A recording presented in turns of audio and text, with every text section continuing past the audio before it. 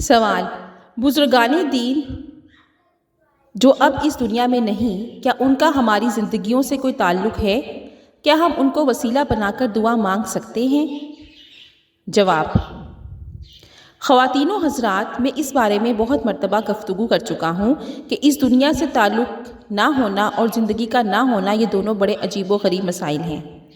فرض کیجئے ایک شخص ہم میں موجود نہیں ہے، یا میرے پاس نہیں ہے، یا میرے گھر میں نہیں ہے، یا میرے کمرے میں نہیں ہے، تو کیا میں اس شخص کی زندگی سے انکار کر دوں، یا اس کے ہونے سے انکار کر دوں، یا سمجھوں کہ ایک شخص جو ایک دفعہ ایک جگہ سے گزر گیا، دوبارہ کبھی ابدی یا لامنتہائی سطح پر اس کی واپسی نہیں ممکن؟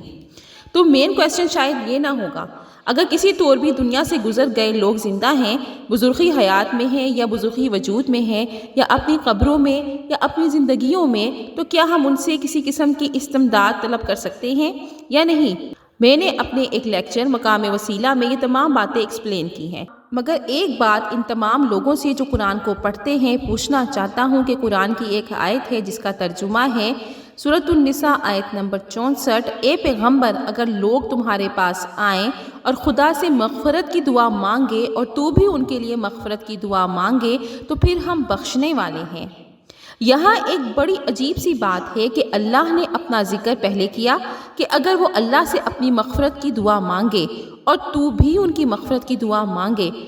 تو مجھے یہ پروسیس بڑا عجیب سا اس لیے نظر آتا ہے کہ جب اللہ سے دعا مانگ لی تو اس کو معاف کرنے میں کیا حرج تھا؟ Why should he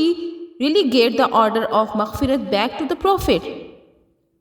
اس کو یہ کیوں ضروری تھا؟ وہ خود ہی کہہ دیتا کہ میں بخش دوں گا، مگر اس نے کہا اے پیغمبر، اگر تیرے پاس لوگ آئیں اور مجھ سے اپنی بخشش کی دعا کریں اور تو بھی ان کے لیے بخشش کی دعا کرے تو میں بخشنے والا ہوں۔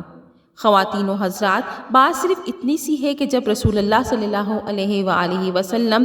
پردہ پوش جہاں ہوئے اور قرآن کی جو آفاقی آیات تھی وہ صرف ایک دور کے لیے نہ تھی، اب تو کوئی رسول اللہ صلی اللہ علیہ وآلہ وسلم کے پاس اس طرح نہیں جا سکتا جیسے حضور زندگی میں تھے، اور یہ حدیث موجود ہے کہ جس نے میری قبر کو دیکھا اس نے گویا مجھے دیکھا۔